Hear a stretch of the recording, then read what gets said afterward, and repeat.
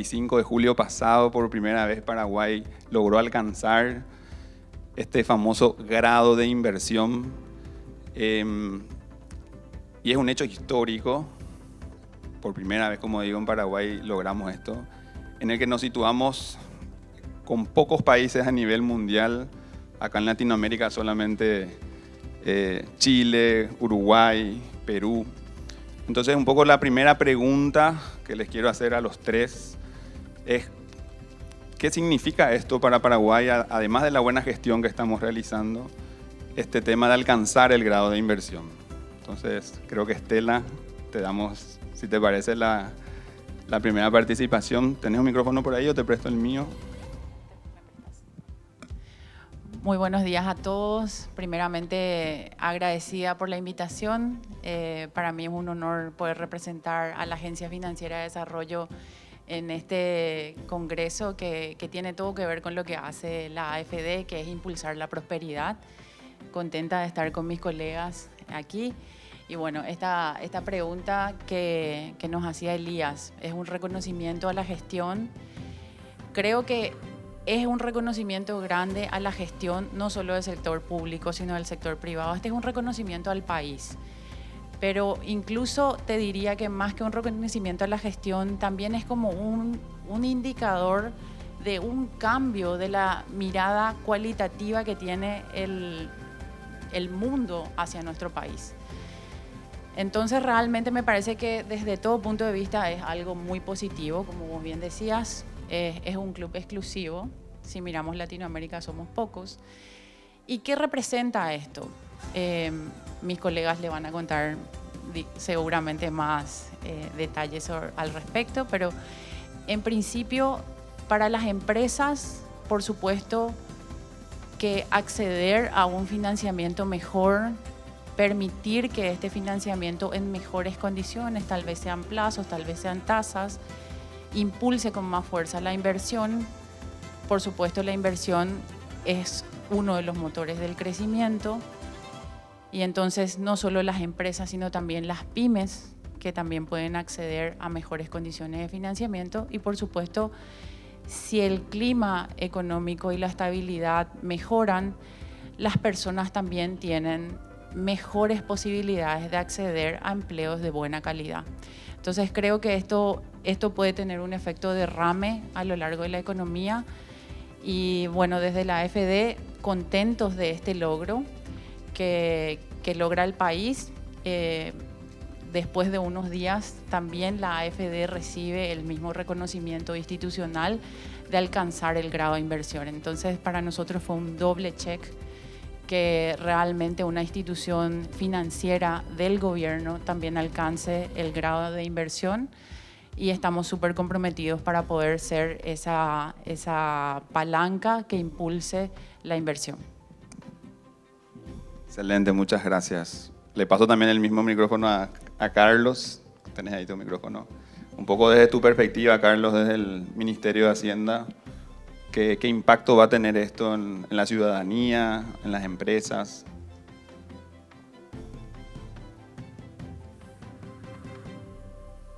Bueno, muchísimas gracias por la invitación.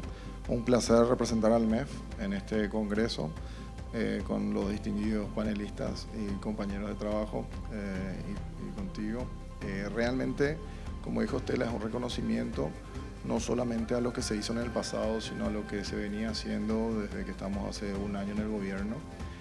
Realmente es también un compromiso a seguir el camino de las políticas que se vinieron implementando. Es un camino largo que hay que recorrer, es el comienzo de un camino diferente, con quizás exigencias mayores, en el sentido de que hay que redoblar el compromiso para seguir este proceso con las demás calificadoras de riesgo. Tenemos que seguir este proceso de transformación, tenemos que seguir con las reformas que veníamos implementando. El ministro Fernández siempre se refiere a que él quiere ser recordado como un ministerio de las reformas, ¿verdad? Especialmente en este periodo. De hecho, que casi 8 proyectos de ley ya fueron pasados desde que estamos en el MEF. Y eso es sumamente importante porque va a ir marcando el camino para el Paraguay que todos queremos en el futuro, ¿verdad? En ese sentido también hay reformas muy ambiciosas que están dentro del Plan Nacional de Desarrollo que se está lanzando, que el país ha decidido actualizar, aprender de lo que fue el Paraguay 2030, el plan de desarrollo que se hizo. Así que todo esto, este reconocimiento que se tuvo con el grado de inversión, creemos que es un aliento a que las políticas que se hacían realmente eran las correctas, pero como dije al inicio, también un desafío que hay que seguir con este camino. Creemos que las repercusiones económicas nosotros lo veníamos observando especialmente en los títulos del Tesoro, que el mercado ya nos observaba casi como grado de inversión en los rendimientos de nuestros bonos. Cada vez que hacíamos un roadshow veíamos la demanda que existía. Básicamente los precios de nuestros bonos ya eran bastante similares a lo que tenían los países con grado de inversión y muchos indicadores macro eran bastante similares y también indicadores sociales. Y lo que nos faltaba mucho era ser capaces de contar al mundo todo lo bueno que estaba haciendo Paraguay desde hace muchos años. Nuestra moneda tiene 81 años, su cumpleaños fue hace muy poco. Paraguay, si uno analiza el déficit fiscal, siempre fue un país bastante conservador, bastante prudente. Inclusive la independencia del Banco Central está en la propia Constitución Nacional. Así que el país siempre fue, como decíamos, en un grupo de investigación, el grupo de control en América Latina, el país un poco distinto en políticas macroeconómicas. Y el gran desafío era llevar esta consistencia a las políticas a través del tiempo, en las políticas sociales, ¿verdad? Y eso es justamente lo que estamos ahora con el nuevo Plan de Desarrollo 2050 queriendo aplicar, que las políticas trasciendan los gobiernos y nos permita llegar en el 2050 a un país con el grado de desarrollo que todos queremos. Muchísimas gracias, Carlos.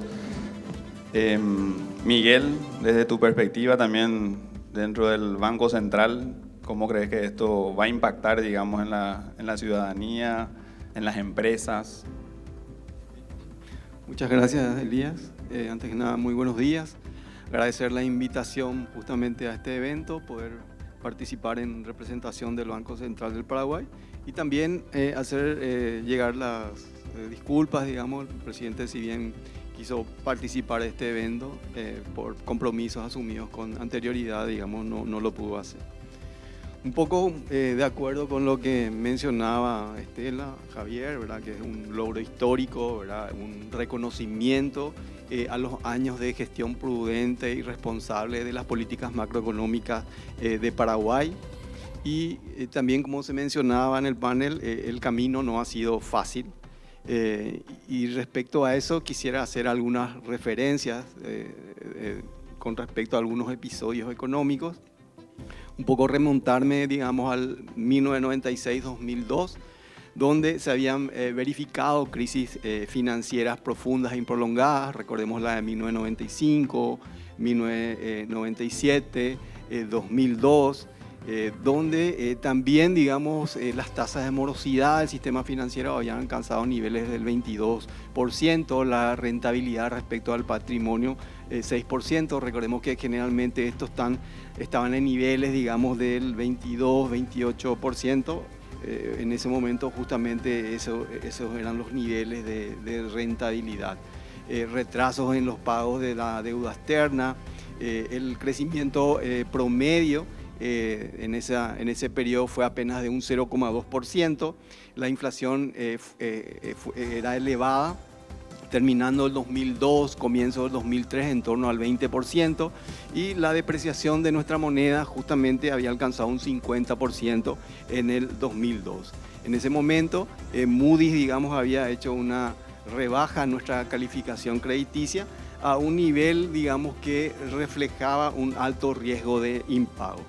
El punto de inflexión, consideramos, ocurre entre 2003 y 2004, con reformas en el plano fiscal y en el plano monetario, a través de un acuerdo stand-by que habíamos firmado con el Fondo Monetario Internacional. El BCP empieza, digamos, en forma experimental con un esquema de metas de inflación que justamente lo adopta de manera formal a partir de mayo del 2011. el ordenamiento macro justamente, ¿verdad? Y los vientos a favor. Recordemos que 2003-2014 fue un periodo, digamos, de boom de precios de commodities. Por lo tanto, en ese periodo la economía había crecido a una tasa promedio del 4,6%. Y en ese periodo justamente Moody's había llevado la calificación de Paraguay o había aumentado la calificación de Paraguay desde el 2008 al 2015, dejándonos, digamos, a un paso del grado de inversión justamente en ese periodo. También quisiera hacer una referencia, digamos, a los múltiples choques externos que se produjeron en la economía paraguaya del 2015 al 2022, un poco para mencionar que si bien no somos inmunes a esos choques, digamos, sí Paraguay o la economía paraguaya mostró una resiliencia bastante importante. Y un poco los eventos que se produjeron en ese periodo, la caída de precios de commodities, justamente saliendo del boom de precios de commodities, en torno a un 40%, el tipo de cambio se había depreciado en casi un 25%, mencionar las sequías, digamos, del 2019, del 2022, la pandemia del 2020, 2021, la inflación externa elevada y las condiciones financieras internacionales restrictivas como consecuencia justamente de esa alta inflación en las economías desarrolladas y la necesidad de llevar adelante por parte de estos países, de economías avanzadas, un aumento en sus tasas de política monetaria. Aún así, la economía paraguaya, digamos, en el 2023 creció una tasa del 4,7%, incluso por encima de las proyecciones que se habían estimado para ese año. Y también en este año 2004, la proyección de crecimiento que tenemos es de un 3,8%. No solamente, y en este periodo, digamos, no solamente Moody's, digamos, ha estado aumentando la calificación crediticia de Paraguay, sino también las otras, digamos, calificadoras de riesgo, llámese Standard & Poor's y Fitch. Ahora, un poco yendo a la pregunta, o sea, ¿qué implica el grado de inversión, digamos, y las mejoras recientes en la calificación de riesgo de las demás calificadoras? Digamos que, como mencionaba Estela, se traducirían, digamos, en menores costos de financiamiento, tanto para el sector público como para el sector privado, y sobre todo también una mejora en la imagen del país. O sea, ¿cuáles serían los efectos? Muchos proyectos probablemente que anteriormente eran inviables debido a una rentabilidad, digamos, que estaba por debajo de las tasas de mercado, ahora con esa reducción de tasa podrían ser viables. Se amplía también el número, digamos, de potenciales inversionistas. Hay países o inversores internacionales que solamente invierten en aquellos países con grado de inversión y permite también diversificar las fuentes de financiamiento. O sea, por otro lado, es mucho más atractivo realizar inversiones directas, digamos, en un país, digamos, con esa calificación crediticia. Y un poco esto también ubicándonos en el contexto actual, donde la Reserva Federal está reduciendo las tasas de interés, entonces tendríamos varios factores que podrían llevar a una tasa de interés menor, digamos, para Paraguay, el grado de inversión, justamente, y esta política monetaria menos restrictiva por parte de Estados Unidos. O sea, a mediano y largo plazo lo que vemos es que ese financiamiento, esas inversiones aumentarían el crecimiento potencial, digamos, de la economía y el proceso de diversificación económica, que generalmente es algo al que hacen o digamos, es mirado, digamos, por las calificadoras de riesgo.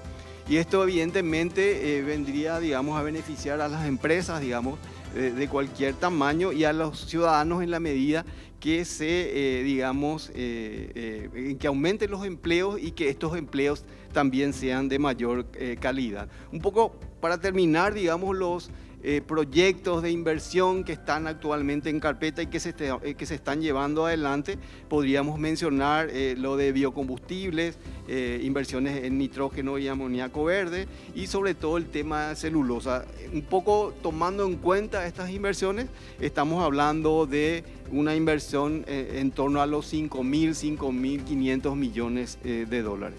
como decía Miguel, estos fondos de inversión internacionales necesitan que por lo menos 2 calificadoras te den, digamos, el grado de inversión como para poder tener el check para poder invertir en Paraguay. Entonces, un poquito ahí, aprovechando acá tu presencia, Carlos, ¿cuáles crees que son esos desafíos? Porque uno si lee el informe de Moody's, ve que, bueno, habla un poco de la fortaleza económica, que es un poco lo que nos comentaba Miguel, nuestra fortaleza fiscal, por otro lado, nuestra institucionalidad o todo lo que hemos alcanzado o avanzado en el tema institucional con todas estas reformas que vos también comentabas que se hicieron en estos meses desde este nuevo gobierno. La creación del Ministerio de Economía, por ejemplo, es una de las más importantes, creo, ¿verdad? Entonces, hablaba también un poco del desafío de tener mayor financiamiento en moneda local, ¿verdad? Entonces, desde tu perspectiva, Carlos, ¿qué nos puedes comentar de, bueno, cuáles crees que son desafíos y en qué se está trabajando, digamos, para enfrentar esos desafíos desde el Ministerio de Hacienda? Sí, realmente nosotros creemos que la calificación que tuvimos con Moody's fue un proceso de evolución natural por todo lo que el país venía haciendo en los últimos años. Justamente Miguel repasó un poco la historia, pero realmente la historia de buenas políticas macroeconómicas ya empieza ya por finales de los años 50. Entonces, realmente Paraguay fue capaz de tener mucha consistencia en varias sus políticas macroeconómicas, especialmente la monetaria y la fiscal, que obviamente terminó con, bueno, una de las calificadoras de riesgo dándonos el grado de inversión en un momento que realmente se venían haciendo muchas reformas, se diseñó un nuevo plan de convergencia fiscal, el BCP venía de una inflación por encima de su meta y fue capaz de converger a la meta en un proceso en donde se observaba mucho más diversificación en otra matriz productiva, lo que hacía que seamos mucho más resilientes ante los shocks que siempre tuvimos, ¿verdad? En los últimos años, shocks de sequías, muchos tipos de shocks, y se veía una economía mucho más resiliente, con, por ejemplo, siempre el ejemplo ponemos de la maquila, en el que se observa una diversificación enorme de nuestro sistema productivo, las nuevas inversiones que Miguel estaba comentando. Entonces, el hecho de que haya sido la primera calificadora realmente es algo sumamente positivo para el país, un reconocimiento, como todos dijeron. Y es una cuestión de tiempo para las demás calificadoras, una cuestión de seguir con las políticas que se están implementando. Nosotros desde el MEF, por ejemplo, desde el inicio fue lanzar una convergencia fiscal. Las demás calificadoras tienen que ver que eso se va a cumplir, que no hay ninguna incertidumbre si se cumple o no, eso se va a cumplir. También un manejo activo de lo que es nuestra deuda, que nosotros claramente esperamos una convergencia a la baja en el mediano plazo, debido a que tenemos una convergencia fiscal, el déficit se va a ir disminuyendo. También tenemos un manejo de la deuda mucho más activo, en el sentido de que tratamos de que aumentar la proporción de la deuda en guaraníes, que es algo que venimos trabajando bastante, desarrollar el mercado local. La ley de la superintendencia de pensiones también fue sumamente importante.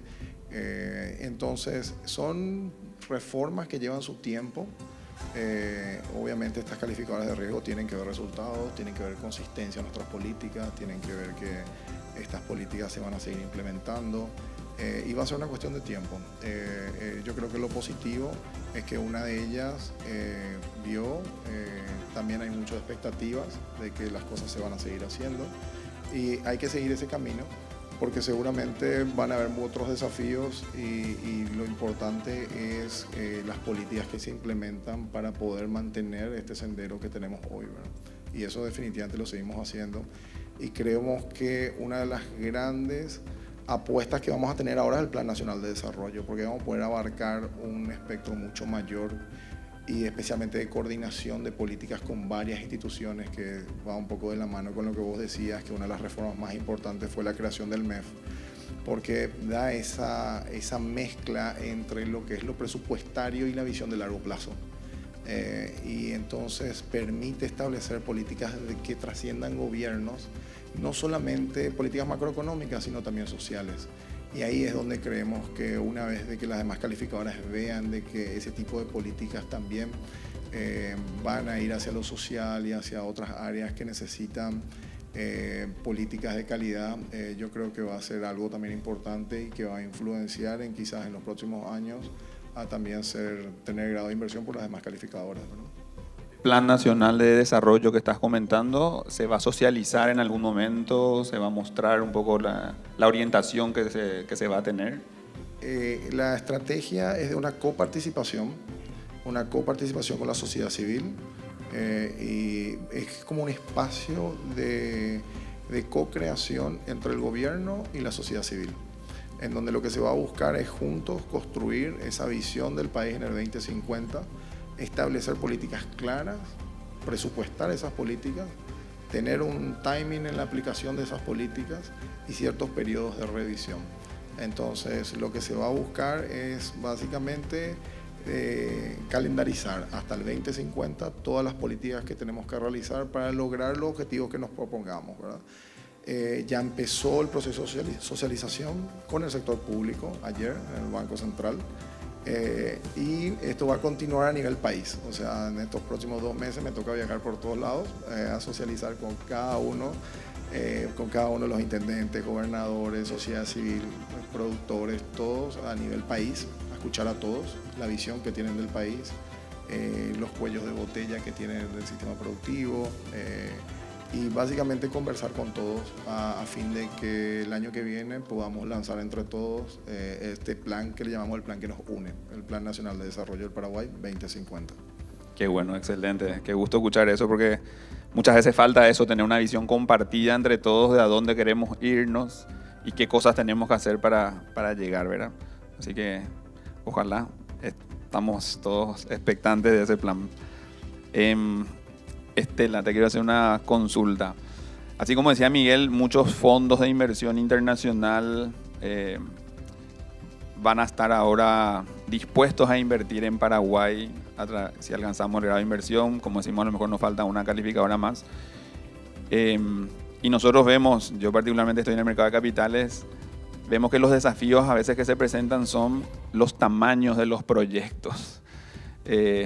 Nos falta todavía desarrollar proyectos grandes, porque estos capitales que representan prácticamente el 80% del dinero del mundo que se invierte en países con grado de inversión o en proyectos con grado de inversión, quieren tamaños más interesantes, digamos, más grandes. Acá en Paraguay, no sé, hablamos de inversiones de 3.000 millones y nos parecen gigantes, y a nivel internacional 3.000 millones es una operación más, digamos, ¿verdad? Y tenemos muchos desafíos de inversión a nivel energético, la ANDE, infraestructura y también las empresas, digamos, ¿verdad? Proyectos de inversión. Entonces, un poco ahí la pregunta, desde tu rol en AFD, ¿cómo crees que el sector financiero va a contribuir en este desarrollo, sabiendo que a lo mejor es uno de los canales a través del cual se va a introducir este capital desde el exterior?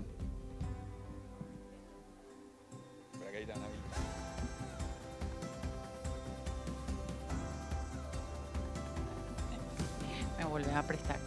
Bueno, Elías, excelente pregunta. Realmente a mí me gusta ver casi que todo en imágenes, ¿verdad? Y cuando me invitaron a participar, y hablamos bastante en otros foros también de este tema del grado de inversión y de la importancia del sistema financiero en este upgrade. El sistema financiero es como un canal de agua que realmente con el grado de inversión puede tener más caudal, ¿sí? Pero evidentemente ese canal y el mayor caudal no es suficiente como para que las cosas sucedan. Y es lo que vos decías. Bueno, ahora el desafío cuando traemos ese mayor caudal es en algunas ocasiones también el tamaño.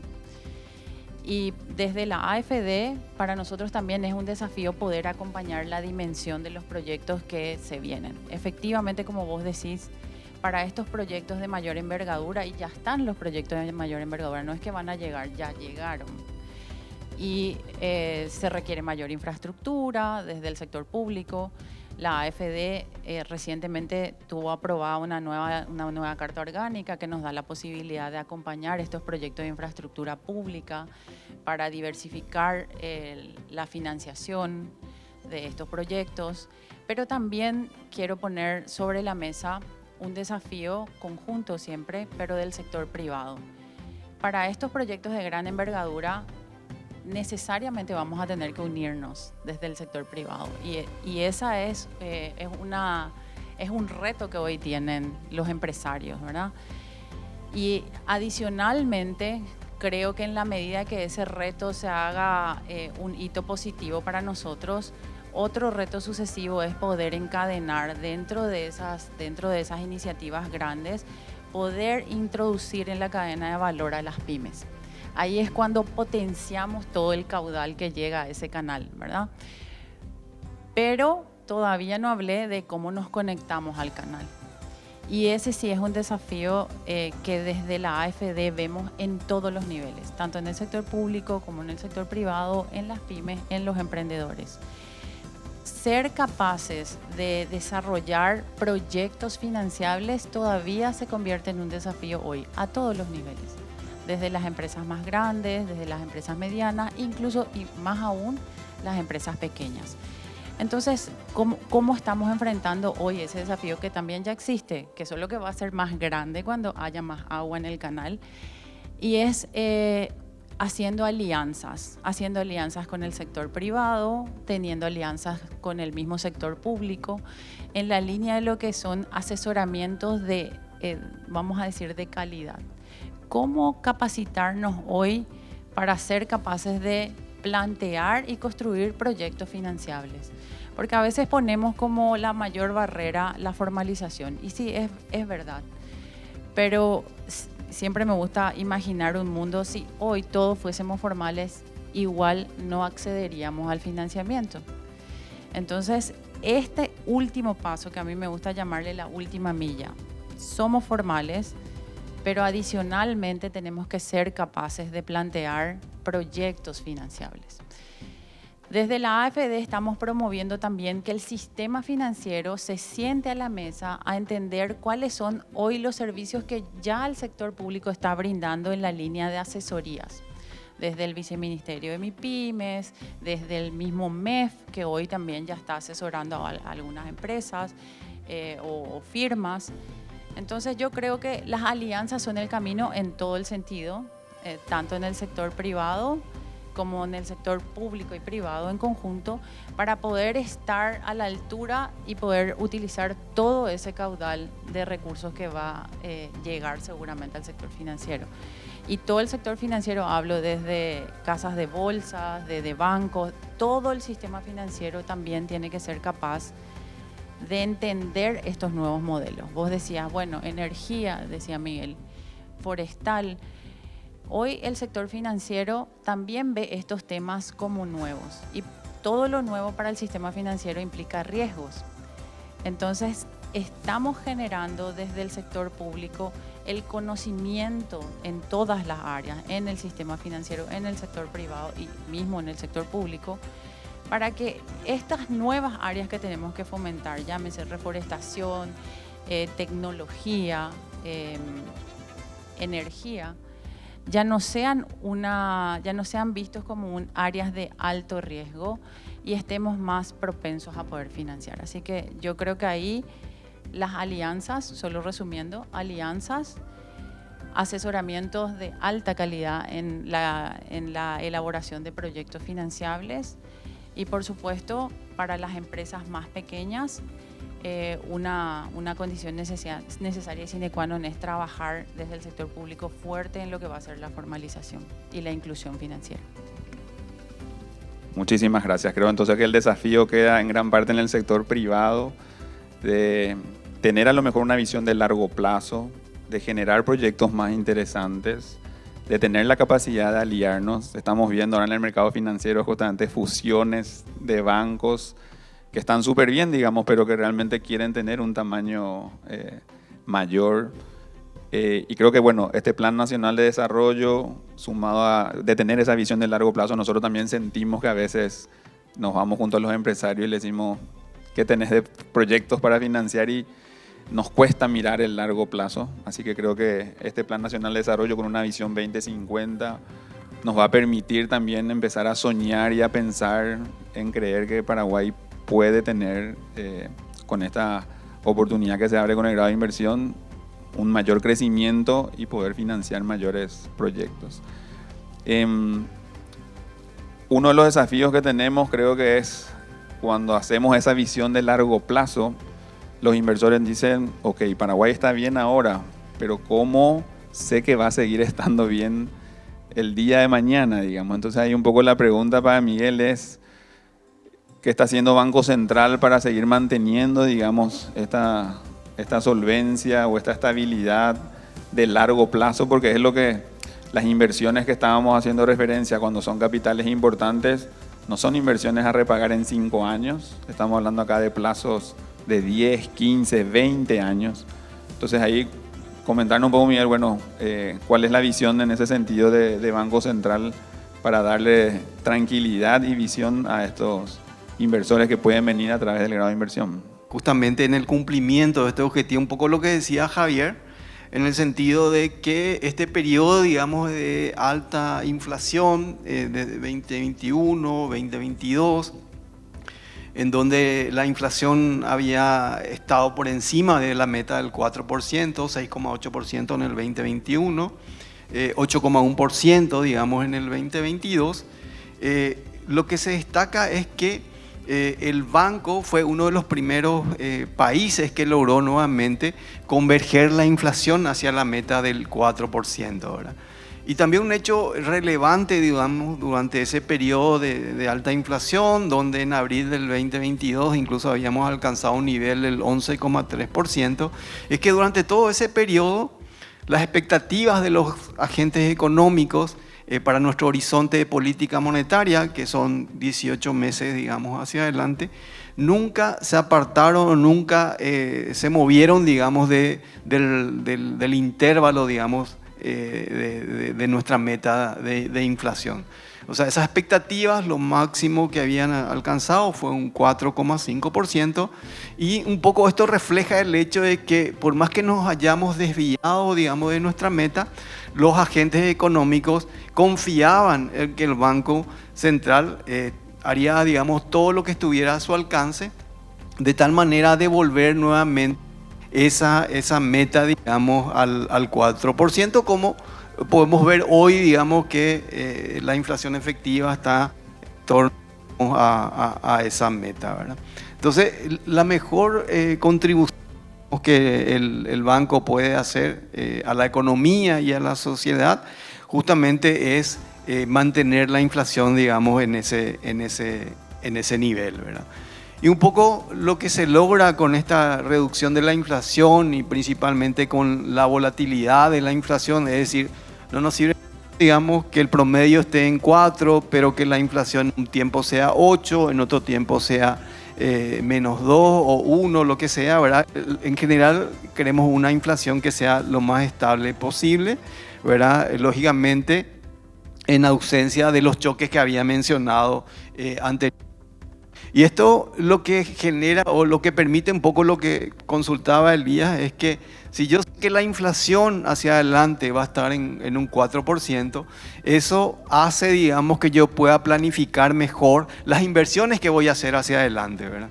Estas inversiones generalmente son inversiones que duran 2, 3, 4 años, y por lo tanto yo tengo que estar seguro que ciertos componentes de los costos de esa inversión, por ejemplo los salarios, no van a tener un comportamiento muy distinto a esa meta del 4%. Un poco eso da certidumbre y permite justamente que se haga las inversiones de largo plazo. Por otro lado, también lo que interesa es que hacia adelante yo pueda vender mis productos, ¿verdad? Por lo tanto, también una inflación baja, estable, hace que el poder adquisitivo se mantenga, digamos, que el dinero vaya, digamos, hacia adelante. Y un poco el tema del mantenimiento de este poder adquisitivo de las familias, hay que tener en cuenta que el consumo privado por el lado del Producto Interno Bruto es un 65% justamente de ese producto, y por lo tanto estamos hablando de un componente bastante relevante de la demanda interna. Por otro lado, también en la medida que la inflación es estable, eso tiene efecto también en las tasas de interés nominales. Recordemos que la tasa de interés tiene un componente, digamos, de tasa de interés real y un componente de expectativa de inflación, y por lo tanto, en la medida que la inflación es baja, también eso ayuda a que la tasa nominal, digamos, sea baja. Y esto también es importante un poco por lo que hablamos del grado, gracias, del grado de inversión, en el sentido que una tasa baja permite también llevar adelante más proyectos. Por otro lado, es difícil pensar en un periodo de crecimiento importante, generación de empleo, aumento de ingresos, reducción de la pobreza, en un país en donde la inflación es alta y también es volátil, ¿verdad? Un poco eso, ¿verdad? Ahora, mencionar también que el otro objetivo, digamos, del BCP es la estabilidad del sistema financiero, y ahí podemos mencionar que un sistema financiero sólido genera confianza, y en la medida que genera confianza, eso hace que los depósitos o la gente tenga incentivos a depositar, y esos depósitos, dado que son la principal fuente de fondeo, digamos, de los bancos, permiten justamente una mayor intermediación, ¿verdad? Un poco pensando, digamos, en lo que fue la pandemia, no puedo pensar en otro evento con tanta incertidumbre como en ese periodo, donde lo que vimos fue que se esperaba que tenga algún efecto en el sistema financiero, pero lo que vimos es que los depósitos aumentaban en forma importante durante la pandemia, y eso un poco refleja la confianza de los agentes económicos en el sistema financiero. Y el hecho también que el Banco Central cumpla con esos dos objetivos, estabilidad de precios y estabilidad del sistema financiero, también es algo beneficioso del país. Lo que mencionábamos, la estabilidad de precios genera, digamos, o posibilita que las tasas de interés también se reduzcan, digamos, por ese componente de expectativa, digamos, de inflación, pero también esa certidumbre, ¿verdad?, de la inflación baja y estable hace que los préstamos también se puedan realizar a un mayor plazo, y eso es sumamente beneficioso también para las inversiones que se van a hacer hacia adelante, ¿verdad?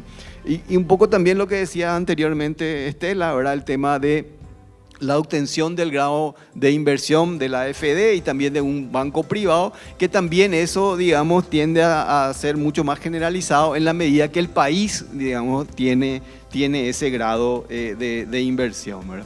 Un poco también yo creo que sería bastante importante, ¿verdad?, el desarrollo del mercado de capitales, lo cual favorecerá principalmente la atracción de inversión extranjera, y eso aumenta también el financiamiento, digamos, o las posibilidades de financiamiento de la economía. Bueno, un poco en esto, la Superintendencia de Valores, ¿verdad?, que ahora está dentro del Banco Central, está trabajando en una reforma de su marco legal, de tal manera a modernizarlo y a acercar, digamos, esa norma a los estándares internacionales, ¿verdad? Y también, por el lado del Banco Central, yo creo que es sumamente importante, digamos, para este contexto, seguir avanzando, digamos, con el sistema de pagos de Paraguay, el SIPAT.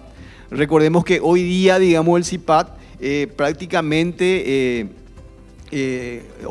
tenemos montos, digamos, de transacciones casi de 280% del Producto Interno Bruto, ¿verdad?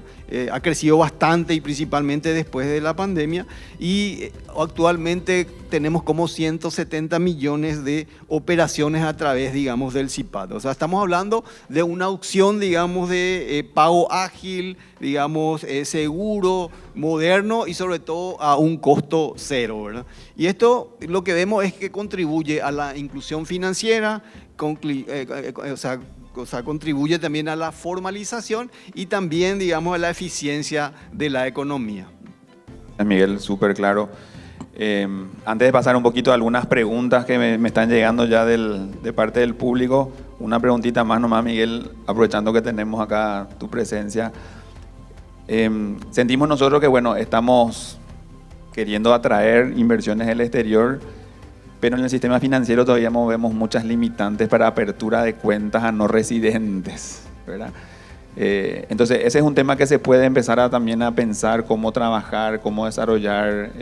Evidentemente ahí el tema de CEPRELAT, el tema de control y prevención es importante, pero a nivel internacional eso está un poco más desarrollado, digamos, ¿verdad? Entonces, ¿algún comentario que nos puedas hacer sobre eso? ¿Es algo que está en agenda revisar? Porque le decimos a los internacionales, vengan, pero cuando quieres abrir cuenta, no te puedo abrir la cuenta.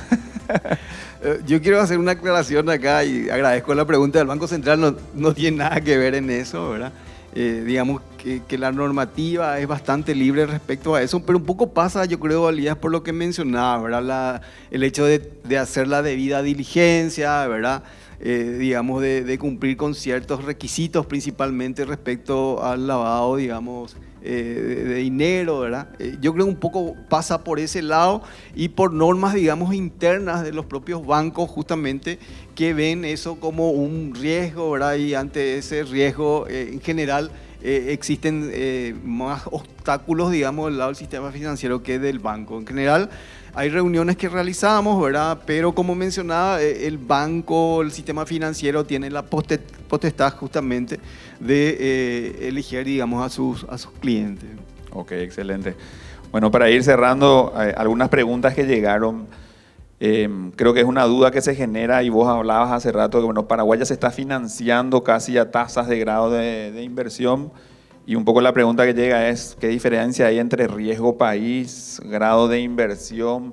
¿Esto solamente califica la deuda pública o tienes otra implicancia, digamos, acceder al grado de inversión? ¿Es solamente un tema de tasa o hay algo más detrás?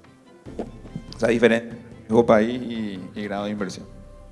Bueno, si creo entender bien la pregunta, básicamente en los bonos soberanos tenemos lo que es una tasa libre de riesgo, que normalmente usamos la tasa de un bono americano, hay que tener en cuenta el plazo, pero a 10 años, por ejemplo, si comparamos, vas a tener como una tasa libre de riesgo, y después tenés lo que sería el riesgo idiosincrático del país, que básicamente, haciéndolo bien sencillo, mide distintos tipos de riesgos idiosincráticos en nuestro país, ¿verdad? Ahí tenemos varias cosas metidas adentro, como qué tan líquido es el bono, la probabilidad que tiene el país de hacer default y otras cosas. Pero grado de inversión básicamente se refiere a esa fracción de la tasa de interés asociada a esos riesgos idiosincráticos que tiene nuestro país, ¿verdad? Básicamente estás diciendo que en nuestro país es como un reconocimiento que las políticas macroeconómicas que se están implementando, eso se refiere a la convergencia fiscal, es creíble, es responsable, el Banco Central siempre está o hace políticas que tienden a la inflación, siempre está alrededor de la meta, y todo eso hace que ese país sea mucho más probable que repague sus deudas sin grandes problemas. Entonces el riesgo idiosincrático es el que tiende a bajar, ¿verdad?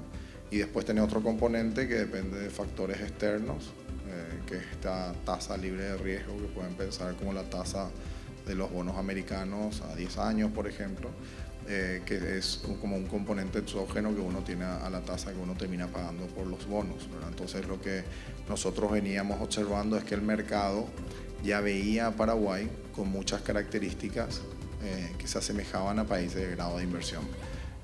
Muchos años de estabilidad nominal, una política fiscal creíble, responsable, un tipo de cambio que básicamente absorbe los distintos shocks que recibe la economía, un banco central con reservas suficientes, una economía que sigue diversificando cada vez más, y eso lo que permite es de que el producto tenga una menor variabilidad, ¿verdad? Tenemos, por ejemplo, hace unos años tuvimos una sequía muy grande que destruyó casi el 60% de la producción de soja, creo que era, ¿verdad, Miguel? Y la economía siguió creciendo a tasas positivas. Eso hace 20, 30 años atrás hubiese sido un shock realmente sumamente negativo para el crecimiento económico, ya no lo fue, porque existen otros drivers de la economía que te permiten amortiguar esos shocks que están más relacionados a factores climáticos, ¿verdad? Entonces, todos esos factores vienen nuestra economía viene presentando hace muchos años, lo que hace que ese riesgo país se vaya disminuyendo. Y claramente el mercado ya nos veía de esa forma. Y bueno, una de las primeras calificadoras se adelantó a las demás, nos dio el grado de inversión, pero eso como que el mercado ya lo observaba, ¿verdad? Que era más o menos lo que yo comenté anteriormente. No sé si ahí respondí la pregunta, pero creo que sí. Súper. O sea, la tasa finalmente refleja un montón de condiciones también a nivel de nuestra economía, de esto que estás comentando. Así que creo que queda aclarada la pregunta. Lo otro es, una pregunta decía, ¿es suficiente? ¿Es solamente una calificadora nos dé el grado de inversión o hace falta otra? Ahí sí le parece respondo yo. Creo que hace falta que una más nos dé, digamos, para poder tener el check en el caso de otros fondos de inversión que puedan estar interesados en invertir o otros inversores. Y un poco entonces para cerrar, y haciendo un poco un resumen de todo lo que hablamos, el grado de inversión es un reconocimiento que tiene Paraguay a toda la trayectoria que hemos tenido durante tantos años. Es una oportunidad de obtener mejores financiamientos, tanto del sector público como del sector privado.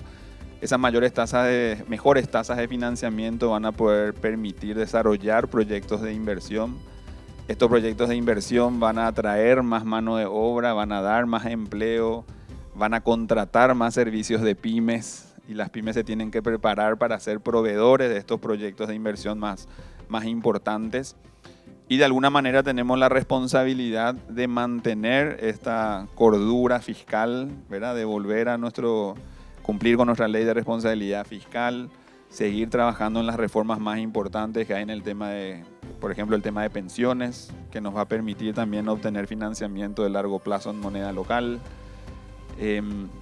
Y creo que, bueno, desde el sector privado tenemos que empezar a ponernos también en condiciones de mejorar la calidad de nuestras gobernanzas corporativas, tener a lo mejor la visión estratégica, y ahí el Plan Nacional de Desarrollo va a ser súper importante para tener una visión país y trabajar desde el sector privado en ver, bueno, cómo aliarnos, cómo encontrar, digamos, ventajas en esas alianzas para poder tener proyectos de inversión también más interesantes, sabiendo que Banco Central va a seguir cumpliendo con su rol fundamental de mantener la inflación y garantizarnos una estabilidad macroeconómica en las próximas décadas. Creo que ahí hacemos un resumen general, digamos, de lo que implica este grado de inversión. Muchísimas gracias de vuelta a los organizadores por tocar este tema tan interesante. Muchísimas gracias a todos ustedes por la atención y las preguntas. Y bueno, gracias también a nuestros invitados de honor por participar de este panel.